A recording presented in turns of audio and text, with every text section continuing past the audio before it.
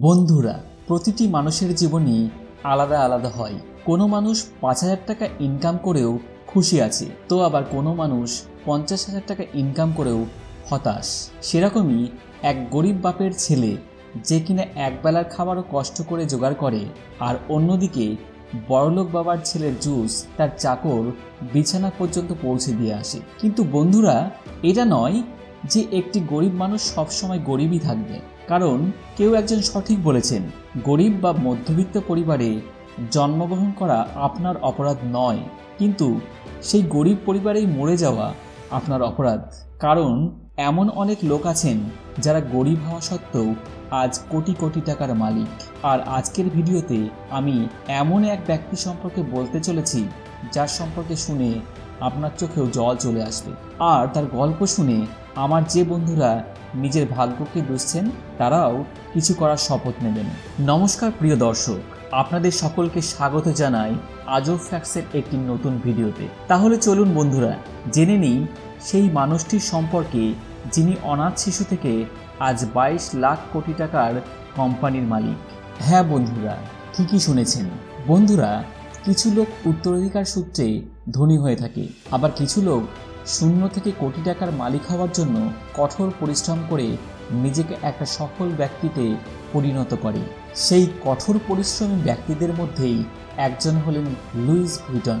আগে হ্যাঁ, দুনিয়ার লাক্সারি ব্র্যান্ডের তালিকায় তার নাম উঠে আসে।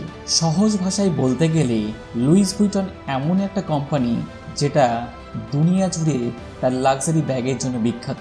আপনি হয়তো এর নাম টিভি অ্যাডভার্টাইজমেন্টে দেখে থাকবেন। এটি একটি কোম্পানি, আবার মানুষও, যে মানুষ তার নিজের পরিশ্রম ও দক্ষতা দিয়ে ২২ লক্ষ কোটি টাকার এই কোম্পানিকে দাঁড় করান। কিন্তু তার এই পথ খুব একটা সহজ ছিল না। এমনকি ছেলেবেলায় তার মাথার উপর ছাদ পর্যন্ত ছিল না। মানুষ কেবল সফল ব্যক্তিদের দেখেন, কিন্তু তার সফলতার শিখরে পৌঁছানোর জন্য যে পরিমাণ পরিশ্রম করতে হয় তা কিন্তু কেউ দেখে না। লুইস ভিটনের এই কাহিনী আপনি হয়তো আজ পর্যন্ত কোনোদিনও শোনেননি। চলুন কিছুটা সময় পিছিয়ে যাওয়া যাক। এই ঘটনা ১৯ শতাব্দীর, যখন এক বাচ্চার কাছে না ছিল কোনো আস্তানা, না ছিল কোনো ঘর, ছিল শুধু এক বড় স্বপ্ন। স্বপ্ন ছিল সফল হওয়ার। লুইস টাকা ইনকামের জন্য দোকানে দোকানে ঘুরতেন, কারিগর ও আর্টিস্টদের সাথে কাজও করেছেন। পয়সা যা ইনকাম হতো তা দিয়ে শুধুমাত্র দুবেলার খাবার হতো। লুইস ভিটনের জন্ম ৪ আগস্ট ১৮২১ খ্রিস্টাব্দে ফ্রান্সের আনচাই গ্রামের এক গরিব পরিবারে। তার পিতা চাষবাস করতেন এবং তার মা টুপি বানাতেন। ওই সময় ফ্রান্সের নেপোলিয়ন আক্রমণ করলে চাষের জমি ক্ষতিগ্রস্ত হয়, যাতে করে কৃষকদের অবস্থাও খারাপ হতে থাকে। আর তাদের মধ্যে ভিটন একজন ছিলেন। সেজন্য ছেলেবেলা থেকেই লুইসকে বাবার সাথে কাজ করতে হতো। সকাল থেকে সন্ধে পর্যন্ত তাকে কঠোর পরিশ্রম করতে হতো। তিনি কাঠ সংগ্রহ করতেন, পশুদের খাবার খাওয়াতেন, সবই ঠিকঠাক চলছিল। কিন্তু লুই যখন ১০ বছরে পা দেন, তখন তার মা মারা যান এবং তার বাবাও দ্বিতীয়বার বিয়ে করে নেন। আর সমস্যা তখন শুরু হয় যখন তার সৎ মা তার উপর অত্যাচার শুরু করেন। তার সৎ মা লুইয়ের জীবনকে নরকে পরিণত করেছিল। প্রথম দিকে লুই সব কিছু সহ্য করত, কিন্তু সব কিছুর তো একটা সীমা থাকে। ১৩ বছর বয়সে লুই ঘর ছেড়ে প্যারিসে চলে আসেন। প্যারিসে এসে তার কাছে না ছিল পয়সা, না ছিল কোনো খাবার। কিন্তু এখানে তার ভাগ্য কিছুটা হলেও পাল্টায়। সেখানে এক কারিগরির চাকরি পান, যেখানে তিনি পাথর, ফেব্রিক, মেটাল প্রভৃতির কাজ শিখেছিলেন। এই চাকরি থেকে তার দুবেলার খাবার তো জুটে যেত, কিন্তু থাকার জন্য তখনও তার মাথার উপর কোনো ছাদ ছিল না। এরপর আসে সেই সময় যখন তার ভাগ্য বদলাতে থাকে। ইন্ডাস্ট্রিয়াল রেভলিউশনের দরুন প্যারিসে শুরু হয় রেল, যার ফলে ট্রাভেল খুব সহজ হয়ে যায়। কিন্তু একটা সমস্যা দেখা দেয়, আর সেটা হলো জিনিসপত্র নিয়ে যাওয়া। মানুষ ট্রেনে সাধারণত টাকা পয়সা, জামা কাপড়, ফার্নিচার প্রভৃতি নিয়ে উঠতেন। মানুষের এই সমস্যাগুলি ছিল কারিগরদের কাছে একটা সুবর্ণ সুযোগ। লুইসও এখানে একটা বড় সুযোগ দেখতে পেলেন। আগেই জানিয়েছি, তিনি পাথর, ফেব্রিক বা কাঠের কাজ জানতেন, আর শুধু দরকার ছিল একটা সুযোগের। আর এই সুযোগ তাকে করে দেন মনসিয়ার ম্যারেসেল। তিনি লুইকে তার দোকানে কারিগর হিসাবে কাজ দিলেন।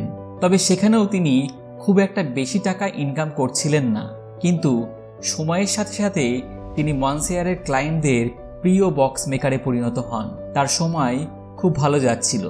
এরপর তিনি এতটাই জনপ্রিয় হয়ে যান যে ফ্রান্সের মহারানী তাকে নিজস্ব বক্স মেকার বানিয়ে নেন। 1 বছর মহারানীর কাছে কাজ করার পর লুই একটি দোকান খোলার সিদ্ধান্ত নেন, আর এভাবেই শুরু হয় লুই ভুইটনের যাত্রা, যেটা আজ এলভি রূপে পরিচিত। এই সময় কেবল লেদারের 4 কোনা ব্যাগ বানানো হতো এবং উপরের ভাগ ডোম আকৃতির হতো, যাতে জল বক্সে না দাঁড়ায় ও লেদারের কোনো ক্ষতি না হয়। কিন্তু এখানে একটা সমস্যা ছিল, আর সেটা হলো বক্সগুলিকে একটির উপর আরেকটি রাখা যেত না, সেই কারণে বেশি জায়গা নিত। আর এখানেই লুইসের এক রিভলিউশনারি আইডিয়া এই ইন্ডাস্ট্রিতে ক্রান্তির সৃষ্টি করে। তিনি লেদারের পরিবর্তে ক্যানভাস ব্যবহার শুরু করেন। লেদারের তুলনায় এটি হালকা, শক্ত এবং ওয়াটারপ্রুফও ছিল। তখন বক্সগুলিকে রেগুলার শেপে বানানো হতে লাগলো, যাতে মানুষ একটির উপর আরেকটি রাখতে পারত। দেখতেও মডার্ন এবং খুব সুন্দর লাগতো। লুইয়ের এই আইডিয়া তার জীবন পাল্টে দেয়, আর 2 বছরের মধ্যে লুই ভুইটনের ব্যাগ মানুষের মধ্যে খুব পপুলার হয়ে যায়। এখন লুই বক্সের সাথে সাথে হ্যান্ডব্যাগ বানানোর চিন্তাও করতে লাগলেন। তখন সেই সময় মানুষ হ্যান্ডব্যাগকে শখের জন্য ব্যবহার করত না, বরং প্রতিদিনের কাজে বাধ্য হয়ে ব্যবহার করত। কিন্তু লুইয়ের তার প্রোডাক্টের উপর বিশ্বাস ছিল। যেহেতু তার ব্যাগ ক্যানভাসের তৈরি হতো, তাই ক্যানভাসের উপর নতুন এবং মডার্ন অ্যাবস্ট্রাক্ট ডিজাইন বানানোর কাজ শুরু করে দেন তিনি। আর এই আইডিয়া হ্যান্ডব্যাগের চেহারাই বদলে দেয়। এখন মহিলারা হ্যান্ডব্যাগকে তাদের পোশাকের সাথে ম্যাচ করে রাস্তায় বেরোতেন। সব ঠিকঠাকই চলছিল, কিন্তু লুইয়ের মাথায় সবসময় নতুন কিছু করার চিন্তা ঘুরপাক করতে থাকে।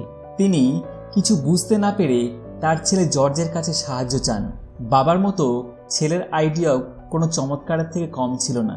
জর্জ ব্যাগের উপর লক লাগানোর প্রস্তাব দিলেন। এখন আপনি হয়তো মনে করছেন লক লাগানো আর নতুন কি? তাহলে আপনাদের জানাই, এর আগে ব্যাগগুলিতে লক সিস্টেম ছিল না। জর্জ লকের সাথে কালারফুল প্যাটার্ন বানানোর প্রস্তাবও দেন, যাতে ব্যাগগুলিকে সিন্দুকের মতো দেখতে লাগে। কিন্তু আপনি তো জানেন, সময় সব সময় ভালো যায় না। ফ্র্যাঙ্কো পুশিয়ানো যুদ্ধের কারণে লুইয়ের মার্কেট বন্ধ হয়ে যায়। তাকে ঘর ছেড়ে শহরে ফিরে যেতে হয়। লুই আবারও একবার ঘর ছাড়া হয়, তবে এবার তার সাথে তার পরিবার ছিল। যুদ্ধ শেষে তিনি পরিবারের সাথে ঘরে ফিরে আসেন, কিন্তু সেখানেও আর এক দুর্ঘটনা। সেখানে তার ওয়ার্কশপের সমস্ত জিনিস চুরি হয়ে যায়। তাই লুই তার সঞ্চয়ের টাকায় ওয়ার্কশপ ঠিক করেন। যুদ্ধের জন্য প্রপার্টি রেট কমে যাওয়ায় লুই শহরের মধ্যেই ওয়ার্কশপের জন্য একটা দোকান খুব কম দামে পেয়ে যান। দোকান খোলা 6 মাসের মধ্যে লুই আবার আগের ফর্মে ফিরে আসে। অন্যান্য কোম্পানিগুলোর সাথে কম্পিটিশনে এগিয়ে থাকার জন্য টেকনোলজির সাহায্যে তার ব্যাগে প্যাটার্ন প্রিন্ট করতে শুরু করেন, আর এই নতুন প্যাটার্ন মার্কেটে জোয়ার নিয়ে আসে। তারপর তিনি একটা শপ লন্ডনেও খোলেন। দেশ বিদেশের ধনী ব্যক্তিরা তার এই প্রোডাক্ট ব্যবহার করতে লাগলেন। কোম্পানির জিনিসগুলো যাতে সহজে কেনা যায়, তার জন্য লুই একটা ক্যাটালগ বানানোর চিন্তা করেন। কিন্তু দুর্ভাগ্যবশত ওই বছরই তিনি মারা যান। মৃত্যুর সময় তার বয়স ছিল 72 বছর, কিন্তু তার মৃত্যুর কারণ কেউ জানেন না। তারপর তার ছেলে জর্জ কোম্পানির দায়িত্ব নেন এবং পিতার স্মরণে এলভির এই লোগো জারি করেন, যেটিকে আজ আমরা সবাই দেখি। লুই তো মারা গেলেন, কিন্তু তার বানানো এই কোম্পানি ফ্যাশনে নাম্বার 1 হয়, যার বাজার মূল্য 22 লক্ষ কোটি টাকারও বেশি। প্রিয় দর্শক, আশা করছি আজকের এই ভিডিওটি আপনাদের ভালো লেগেছে। ভালো লেগে থাকলে লাইক, শেয়ার ও কমেন্ট করতে ভুলবেন না। আর এই চ্যানেলে প্রথম হয়ে থাকলে সাবস্ক্রাইব করতে ভুলবেন না। নমস্কার।